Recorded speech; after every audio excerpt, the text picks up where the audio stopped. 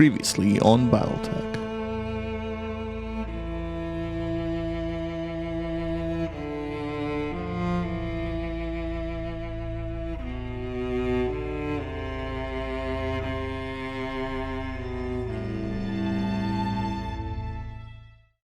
I was never meant to be a commander. I was born noble, trained to salute, not to lead. Then the coup came and everything changed. They took everything. My house, my name, my future. All I had left was a dropship, a handful of debt-ridden mercs, and a contract I wasn't sure we'd survive. This is how we began.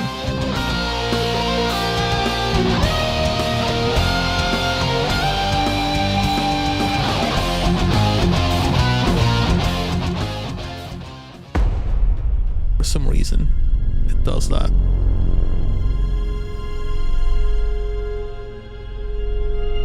Kamea, I'm so sorry. I know how much Mastiff meant to you. He was a friend and mentor to us both. It was more than that. The old man was like a second father to me. And my uncle condemned him to waste away on this rock. To die, wretched and broken in agony. A hero's story shouldn't end like this. Nobody should. I knew Siraju longer than either of you. I'll avenge him. I promise you that. Your cousin did this, Lady Victoria. Lady Victoria. She told him she'd make him suffer. No, I'll avenge him. We'll avenge him together. There's no coming back from what I've witnessed here today. What they've done here is monstrous. It's inhuman. Our intel was wrong, Alexander. The Icebox isn't a prison. It's a meat grinder. God's my own family is behind us. And what's left of mine has chosen to look the other way. It isn't an easy thing to wrap your head around, but try to remain focused. We just liberated the Directorate's hostages. With a single blow, you've shattered your uncle's soul on the founding houses. The prisoners you've set free are already calling you the Sword of Restoration. We need to spread this message all the way to Coromodir, to galvanize your supporters and weaken Espinosa's popularity there. Galvanize your supporters. I like the sound of that. Espinosa stole the throne at gunpoint. How much popularity could he have? More than you'd expect. Remember that Espinosa's first priority was the centralization of power. That meant a tremendous growth in resources and infrastructure on the throne world. The citizens of Coromodir enjoy fewer personal freedoms than they once did, but their lives have improved greatly in the material sense, and people will forgive a great deal for security and comfort.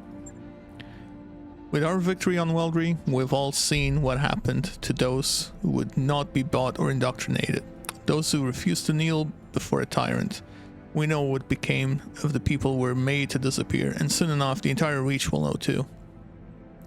The momentum is on our side, Kamea. We need to take advantage of it. You're right, this isn't the time for a hand-wringing. But Alexander, you didn't see what I saw out there. On the other end of the battlefield, the work crews, all hunched and broken. The graveyards, great fields of unmarked burial plots that stretch as far as the eye could see. Every time I blink, I see it, the misery that was allowed to fester here. If I hadn't left the Oregon military to join Raju, I'd have wound up in the Directorate army. I'd be complicit in this. Every Directorate MechWarrior is, but it isn't their fault, not truly. Before my uncle's coup, the Oregon Reach was better than this. This place is going to stay with these people for the rest of their lives. I'd do anything to be able to spare them that hurt, but I can't. Word of advice from an old veteran, Lady Arano? Focus on something you can do. Give us an order. Tell us to blow something up. Shit, use your imagination. The key is, you do something, and you move on. Thank you, Chief Vertanen. You have a good crew, Booyanach. I have a new assignment to you, and a reward for your service. The Argo appears on the view screen. She's in rough shape, but she appears to be space-worthy. For decades, the wreck site of the Argo was one of my father's most closely held secrets. When I sent you to retrieve her, I meant for her to serve a symbolic purpose, a sign of rebirth and renewal, emblazoned with the Arano cormorant for all to see. I was naive. This is a time for action, not symbols. And so, Booyanach, I have decided that she will be yours to command. The Argo will serve as your new home, and she will fly your mercenary banner. Lord Madeira will join you to act as my liaison. In return, you will grow stronger, sharper, more flexible. You will hone your company to a razor's edge, one that I will hold to the Directorate's throat. In that case, congratulations, you've got yourself a navy. If only this was an actual warship and not just a dropship. Sounds good to me, Lady Arano. We'll transition to the Argo directly. Guess I've got a new ship. Here's hoping she doesn't fall apart on me. If that's settled, then please, Kamea, go back to the triage tent and get your wounds looked at. The conditions here are beyond unsanitary. Thanks, man. And you'll be of no use to anyone if you're dying of some exotic infection. Are people content to the wounded? We need you strong for the fight ahead. Or does he mean the planet? Literally, we're on my ship. It should be fine. I will, Alexander, but not just yet. Assemble our people in the courtyard. There's something that I need to say. People of the Oregon Reach, I am Kamea Arano, and I have failed you. For 3 long years, Director Espinosa has imprisoned and starved and murdered our people. And where was I? Hiding in a palace, light years away, building support, planning. While the Directorate's secret police turned neighbor against neighbor, made your loved ones disappear, conscripted your children. I wasn't here. I didn't know. The crimes that I have witnessed here today are unforgivable. No doubt, Director Espinosa believes that the ends justify the means, that the Oregon Reach has been made strong. Well, I say that strength built on fear is brittle. The Directorate is a paper tiger, and I declare this restoration today to rally the true strength of our people, our resilience, and our freedom. Let Weldry be a call to arms. Join us, and together we will liberate the founding houses and retake Cormadir. Not because it is my birthright, but because the Directorate's crimes against you, the Oregon people, will no longer be tolerated. That is what I fight for, and I vow to fight for your freedoms to my dying breath.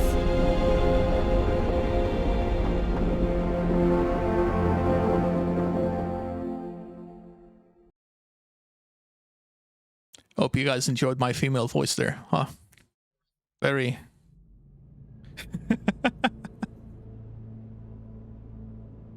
Hello again, my mercenary friends. Before you officially take possession of the Argo, I wanted to introduce myself in person. We never really got a chance to meet properly on Axelis. So, hi, I'm Dr. Farah Murad, or just Farah if you prefer. It's nice to meet you all face to face.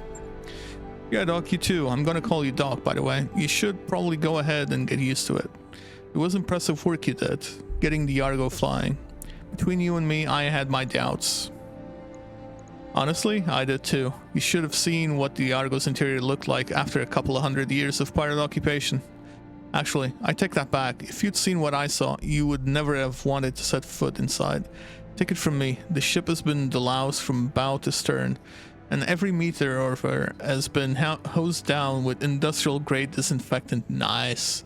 This ship is clean enough to eat off of, I swear it. Respectfully, Dr. Murad, I couldn't care less how clean the ship is. I lost a friend today. Okay, let's... Thanks, Farah. I'm sure that we all appreciate it. Clean is good, space-worthy is better. You sure the Argo is ready for action? Oh, absolutely. I mean, she's here, isn't she? All the way from Lurton, with nary a decompression event in sight. Don't worry, Commander. I wouldn't endanger my new crewmates by putting them on a safe ship. I've got professional standards to maintain. New crewmates, do you know something we don't? Hear that, Yank? We're finally getting a shipboard engineer. That's good, because I don't have a clue how anything on this boat works. Frankly, I'm amazed that Doc Murad managed to get her flying at all. I'm so a little amazed myself. Only a little, because I'm very good at what I do, but it was kind of touch and go there for a while. Oh, and there is. I'm sorry about all the shouting back on Axelis. As it turns out, getting shot at by pirates puts me on edge. No hard feelings? Not at all. Keep this beast flying and you can yell at me as much as you want. Hell, I'm used to it. Welcome to the family. You too, Lord Madeira.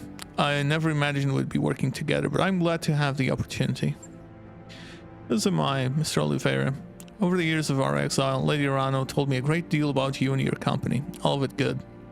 Even before the events of the coup, she knew about Markham's marauders. Your assistance in her father's Weldry campaign did not go unnoticed.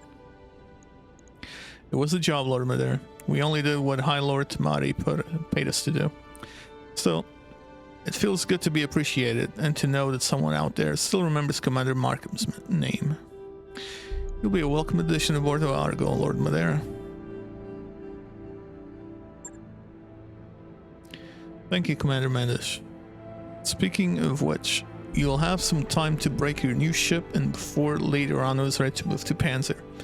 She needs to consolidate our forces on Weldry and replace our losses with fresh volunteers. You remember her orders. You are to sharpen your company and grow strong. And now that you have a mobile command center worthy of the title, I suggest that you use it. I'll get you a fresh batch of contracts to look over, Loris. The whole Rimward periphery is our oyster now. We won't be limited by debts or travel restrictions. Exciting times, I've got to say. You're telling me we've been cooped up in that one little patch of frontier for too damn long. We'd better put that freedom to good use. It won't be long before Lady Arano comes calling. How about it, Yang? You excited? Yeah, boss, I'm practically giddy. So why the hell are we still hanging around here talking? There's an absolutely enormous mech bay right over there, and it's got my name written all over it. Damn right it does, Yang. You all heard him. Take your stations, everyone. We're free agents until Lady Arano calls for us. There's money to be made. The Argo is not in good shape, Commander, but with time, money, and some of Chief Vertanen's technical resources, we can address most of the major problems. Maybe even make this place nice again. I'll be in engineering if you want to know more.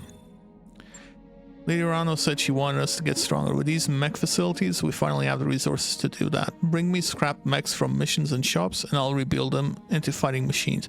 Kinda did that already. And remember, boss, when it comes to mechs, bigger is usually better. Oh, really?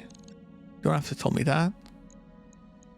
So, let's check the upgrades. I will probably start with the power system. Because this is going to enable us to improve a couple of things. Yeah, add an additional mech bay. And I mean, we might do power system, repair and refit, second mech bay. And maybe the lounge as well. Just for the morale boost.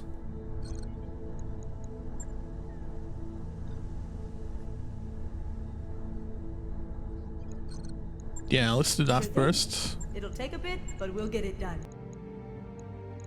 And hey, let's do some missions for the restoration. These pay well. These pay very well. Our munitions factory on Weldry is under threat because of a rumor about a cache of Star League equipment at the site. This malicious gossip about lost tech has brought hungry wolves to our door. We have arranged for a garrison force to be moved into place, but we need mercenary units to protect the factory until our forces arrive.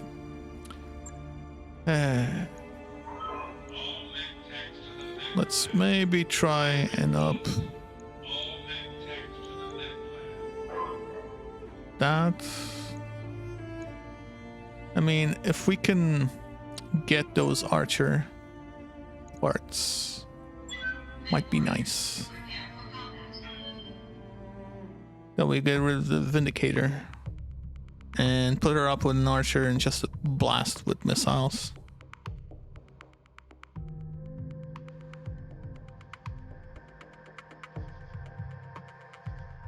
Do y'all know if there's a longbow on the BattleTech? Because I don't know if that one's available, but that would be interesting to put. Now with the Argo as our base, and with its crew starting repairs, our alliance was more pressed into action to ensure the restoration safeguard of the Weldry system.